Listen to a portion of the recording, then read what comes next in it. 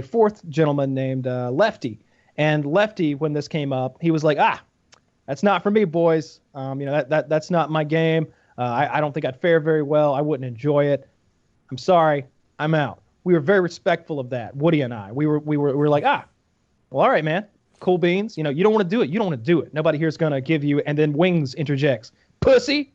A real man goes into the wilderness and survives. A real man does this and that. A real man does blah, blah, blah. Lefty's from Chicago. So he's like, Chicago. Yeah. If I had my passport, I'd come up there to Chicago and whoop your lily-livered ass. This is the sort of like mindset that he has. That was a side joke Kyle just mentioned because Wings thought that you needed a passport to go state to state. Oh, wait, no, really? Yes. Yeah. Oh, he really is a fucking introvert. And so, we were like, he threw Lefty really under the bus there because Lefty didn't want to do this thing. Privately, I would have liked Lefty to come on the show, of course. Four people on a trip is better than 3. 5 is even better, but 3 is acceptable, I suppose. So planning begins. Lots of planning. We're looking at satellite images of potential locations. We settle on this place called the Uwharrie National Wilderness Forest in North Carolina. It's a true wilderness. I think it's a federal park or a state park, something like that. But you can go out there, you can camp, and we settle on a date. We all figure up, when we're going to arrive. We started divvying up skill sets, right? Like Kyle was the hunter. I'm particularly good at starting fires. I don't recall what Wings' was, but he was working on fires too. And we were just all thinking about how we were going to succeed at this. Yeah, leading up to it, we're making videos, talking about it. Like one of the things was that we kind of got fixated on was starting fires with flint and steel. And so I made a quick video on one of my YouTube channels of me in my backyard making a fire with flint and steel. It's a little annoying at first, but once you get the knack of it, you can do it.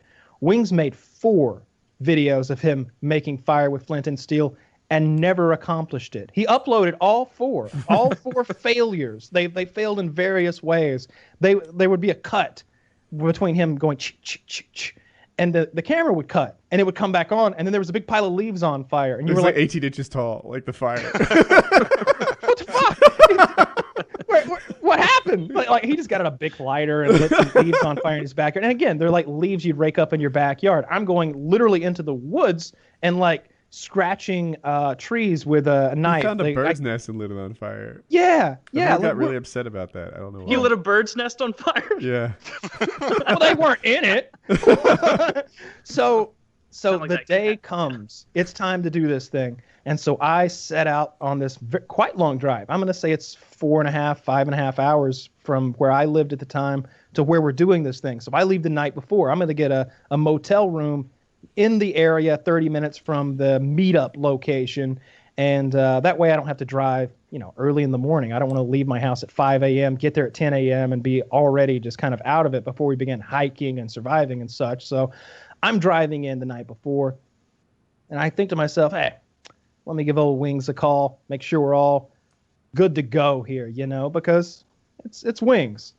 Call him up, say, hey, man, get ready to do this thing. I'm driving in now, about 3 hours from the place. What are you up to? You could leave, if you left right now, you'd be here around 11, and you could share this motel room with me. I could get a room with 2 beds or something. He's like, I'm not going. What? What do you mean? I'm not coming.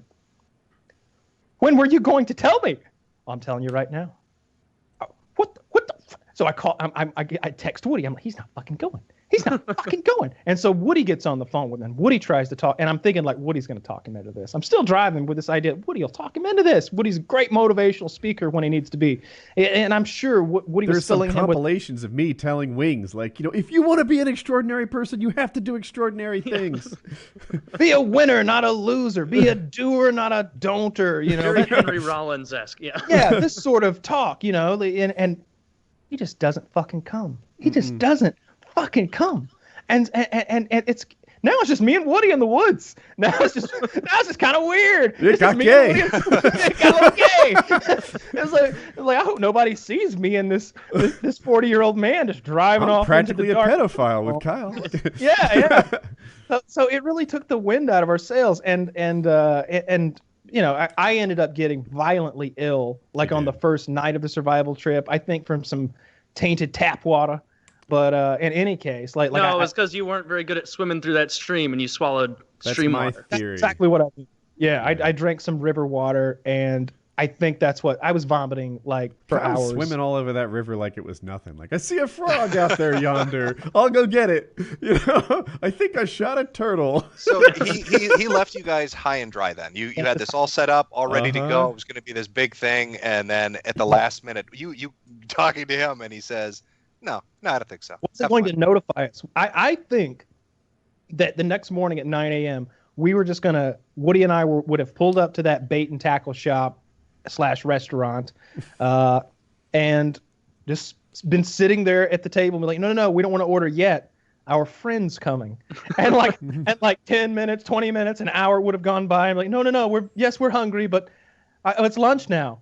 Well, we'll wait for our